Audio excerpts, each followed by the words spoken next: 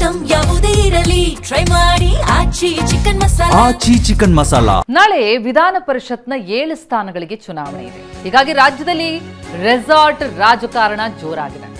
ರೆಸಾರ್ಟ್ನಲ್ಲೇ ನೂತನ ಕೈ ಶಾಸಕರಿಗೆ ಮತ ಪಾಠ ಮಾಡಲಾಗಿದೆ. ಇವತ್ತು ಯಾರಿಗೆ ಮತ ಹಾಕಬೇಕು ಅನ್ನುವಂತಹ ನಿರ್ದೇಶನವನ್ನ ಕೊಡಲಾಗುತ್ತೆ. ಯಾರು ಯಾರಿಗೆ ಮತ ಹಾಕಬೇಕು ಎನ್ನುವ ನಿರ್ದೇಶನ. ತಮ್ಮ 5 ಕ್ಯಾಂಡಿಡೇಟ್ಗಳನ್ನ ಗೆಲ್ಲಿಸಿಕೊಳ್ಬೇಕು ಅನ್ನುವಂತಹ ದೃಷ್ಟಿಯಲ್ಲಿ ಕಾಂಗ್ರೆಸ್ ಪಾಠ ಮಾಡ್ತಾ ಇದೆ. ರೆಸಾರ್ಟ್ನಲ್ಲೇ ಅವರನ್ನ ಇರಿಸ್ಕೊಂಡಿದೆ. ಜೊತೆಗೆ ವಿಪಕ್ಷಗಳು ಕೂಡ ಕಣ್ಣಿಡೋ ಹಾಗಿಲ್ಲ ಅನ್ನೋ ದೃಷ್ಟಿಯಿಂದಾಗಿ ಅವರನ್ನ ಪಾರು ಮಾಡುವಂಥ ಪ್ರಯತ್ನ ಕೂಡ ಹೌದು. ಹೀಗಾಗಿಯೇ ರೆಸಾರ್ಟ್ ರಾಜಕಾರಣ ಜೋರಾಗಿದ್ದು ಈಗಾಗಲೇ ಒಂದು ಸುತ್ತಿನ ಪಾಠ ಆಗಿದೆ. ಇವತ್ತು ರೆಸಾರ್ಟ್ನಲ್ಲಿ ನೂತನ ಕೈ ಶಾಸಕರಿಗೆ ಯಾರಿಗೆ ಮತ ಹಾಕಬೇಕು ಅನ್ನೋದ್ರ ಬಗ್ಗೆ ನಿರ್ದೇಶನ ಹೋಗುತ್ತೆ. ನಾಳೆ ವಿಧಾನ ಪರಿಷತ್ನ 7 ಸ್ಥಾನಗಳಿಗೆ ಚುನಾವಣೆ ನಿಗದಿಯಾಗಿರೋದ್ರಿಂದ ಮೇಲ್ಮನೆ ಸದಸ್ಯರ ಆಯ್ಕೆಯಲ್ಲಿ ರೆಸಾರ್ಟ್ ರಾಜಕೀಯದ ಮೇಲಾಟ ಎಷ್ಟು ಜೋರಾಗಿದೆ ಅಂತಂದ್ರೆ ಕಾಂಗ್ರೆಸ್ನ ಎಲ್ಲಾ 140 ಶಾಸಕರು ರೆಸಾರ್ಟ್ಗೆ ಶಿಫ್ಟ್ ಆಗಿದ್ದಾರೆ. ರೆಸಾರ್ಟ್ನಲ್ಲೇ ಶಾಸಕಾಂಗ ಪಕ್ಷದ ಸಭೆ ಕೂಡ ನಡೆದಿದೆ. ಈಗ ದಳಪತಿಗಳು ಕೂಡ ರೆಸಾರ್ಟ್ ಸೇರುವಂತಹ ಸಾಧ್ಯತೆ ಕಾಣ್ತಾ ಇದೆ.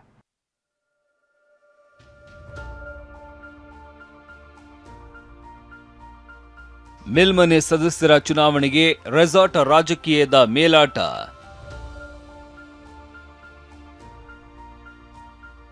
ಕಾಂಗ್ರೆಸ್ಗೆ ಕ್ರಾಸ್ ವೋಟಿಂಗ್ ಭೀತಿ, ರೆಸಾರ್ಟ್ನಲ್ಲಿ ಶಾಸಕರಿಗೆ ಪಾಠ. ರಾಜ್ಯದಲ್ಲಿ ವಿಧಾನ ಪರಿಷತ್ನ 7 ಸ್ಥಾನಗಳಿಗೆ ನಾಳೆ ಚುನಾವಣೆ ನಿಗದಿಯಾಗಿದೆ. ನಾಳೆ ಮತದಾನ ನಡೆಯಲಿದೆ. ಹೀಗಾಗಿ ಕಾಂಗ್ರೆಸ್ ಮತ್ತು ಜೆಡಿಎಸ್ನಲ್ಲಿ ರೆಸಾರ್ಟ್ ರಾಜಕಾರಣ ಜೋರಾಗಿದೆ. ಕಾಂಗ್ರೆಸ್ ಶಾಸಕರಿಗೆ ಕುಮಾರಸ್ವಾಮಿ ಗಾಳ ಹಾಕಿದ್ದಾರೆ ಅನ್ನೋ ಅನುಮಾನ ಕಾಂಗ್ರೆಸ್ ನಾಯಕರಿಗೆ ಇದೆ. ಇದೇ ಕಾರಣಕ್ಕೆ ಶಾಸಕರನ್ನ ಹಿಡಿದಿಟ್ಟುಕೊಳ್ಳೋದಕ್ಕೆ ರಾಮನಗರ ತಾಲೂಕಿನ ಬಿಡದಿ ಬಳಿಯಿರುವ ವಂಡರ್ಲಾ ರೆಸಾರ್ಟ್ಗೆ ಶಾಸಕರನ್ನ ಶಿಫ್ಟ್ ಮಾಡಿದ್ದಾರೆ. ಬರೋಬ್ಬರಿ 140 ರೂಮ್ಗಳನ್ನ ಬುಕ್ ಮಾಡಿದ್ದಾರೆ. ರೆಸಾರ್ಟ್ನಲ್ಲೇ ಶಾಸಕಾಂಗ ಪಕ್ಷದ ಸಭೆಯೂ ನಡೆದಿದೆ. ಹಾಗಾದ್ರೆ ಕಾಂಗ್ರೆಸ್ಗೆ ಕಾಡ್ತಾ ಇರುವ ಆತಂಕ ಏನು? ಶಾಸಕರನ್ನ ರೆಸಾರ್ಟ್ಗೆ ಶಿಫ್ಟ್ ಮಾಡಿದ್ದು ಯಾಕೆ ಅಂತ ತೋರಿಸ್ತೀವಿ ನೋಡಿ.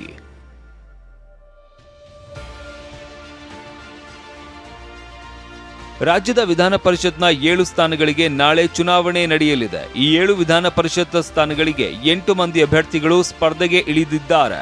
ಕಾಂಗ್ರೆಸ್ನಿಂದ 5 ಅಭ್ಯರ್ಥಿಗಳು, ಬಿಜೆಪಿಯಿಂದ 2 ಮತ್ತು ಬಿಜೆಪಿ ಜೆಡಿಎಸ್ ಮೈತ್ರಿ ಅಭ್ಯರ್ಥಿ ಒಬ್ಬರನ್ನ ಕಣಕ್ಕೆ ಇಳಿಸಲಾಗಿದೆ. ಸಂಖ್ಯಾಬಲದ ಪ್ರಕಾರ 4ರಲ್ಲಿ ಕಾಂಗ್ರೆಸ್, 2 ಸ್ಥಾನದಲ್ಲಿ ಬಿಜೆಪಿ ಸುಲಭವಾಗಿ ಗೆಲುವನ್ನ ಪಡೆಯಲಿದೆ. 7ನೇ ಸ್ಥಾನಕ್ಕೆ ಕಾಂಗ್ರೆಸ್ನ ವಿನಯ್ ಕಾರ್ತಿಕ್ ಮತ್ತು ಜೆಡಿಎಸ್ ಅಭ್ಯರ್ಥಿ ಗೋವಿಂದರಾಜು ಪೈಪೋಟಿ ನಡೆಸಲಿದ್ದಾರೆ.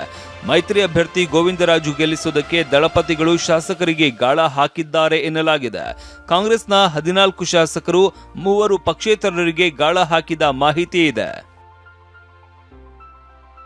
ಇದೇ ಕಾರಣಕ್ಕೆ ಕಾಂಗ್ರೆಸ್ ಶಾಸಕರನ್ನ ರೆಸಾರ್ಟ್ಗೆ ಶಿಫ್ಟ್ ಮಾಡಿರುವ ಸಿಎಂ ಡಿಕೆ ಶಿವಕುಮಾರ್ ರೆಸಾರ್ಟ್ನಲ್ಲಿ ವೋಟಿಂಗ್ ತರಬೇತಿ ನೀಡಿದ್ದಾರೆ. ಮಾದರಿ ಮತಪತ್ರ ಪ್ರದರ್ಶಿಸಿ ಮತದಾನ ಮಾಡೋದು ಹೇಗೆ, ಮತ ಅಸಿಂಧು ಆಗದಂತೆ ತಡೆಯೋದು ಹೇಗೆ ಎಂಬ ಬಗ್ಗೆ ಶಾಸಕರಿಗೆ ಸುದೀರ್ಘ ತರಬೇತಿ ನೀಡಲಾಯಿತು.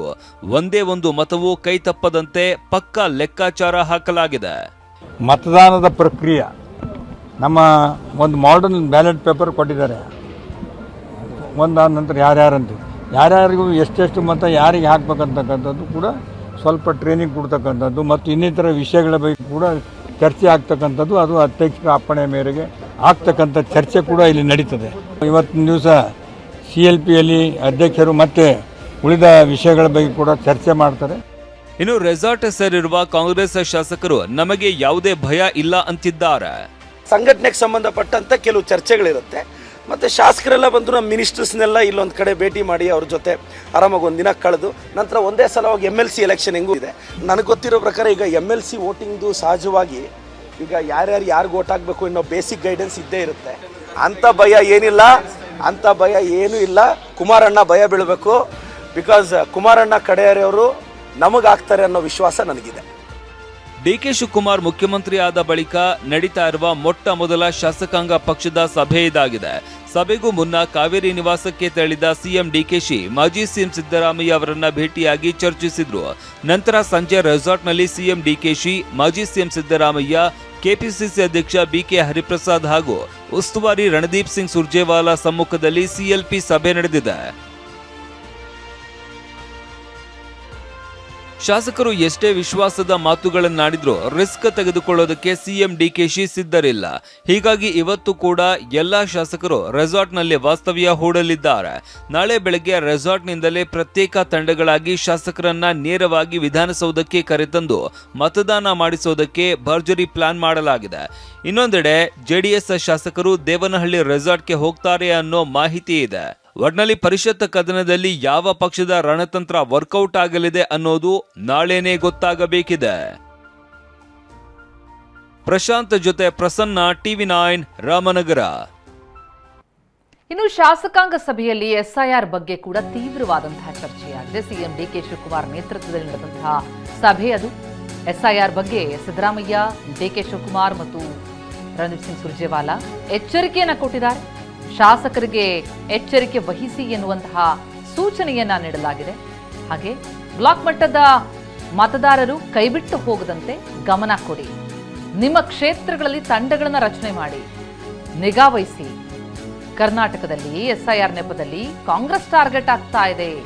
ಮುಂದಿನ ಚುನಾವಣೆಗೆ ಕೇಂದ್ರಕ್ಕೆ ಕರ್ನಾಟಕವೇ ಟಾರ್ಗೆಟ್ ಆಗತ್ತೆ ಅಂತಿದ್ದಾರೆ ಕಾಂಗ್ರೆಸ್ ನಾಯಕರು. ಎಸ್ಐಆರ್ ಬಗ್ಗೆ ಜಾಗೃತಿ ಮೂಡಿಸಿ ಅಂತ ನಾಯಕರು ತಮ್ಮ ಶಾಸಕರುಗಳಿಗೆ ಕಿವಿ ಮಾತು ಹೇಳಿದ್ದಾರೆ. ಶಾಸಕಾಂಗ ಸಭೆಯಲ್ಲಿ ಈ ಬಗ್ಗೆ ಚರ್ಚೆಯಾಗಿದೆ.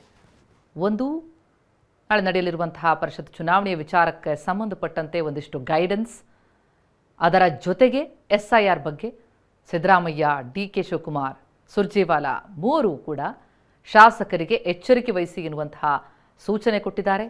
ಜಾಗೃತಿ ಮೂಡಿಸಿ ಎಸ್ಐಆರ್ ಬಗ್ಗೆ ಎನ್ನುವಂತಹ ಕಿವಿಮಾತು ಹೇಳಿದ್ದಾರೆ.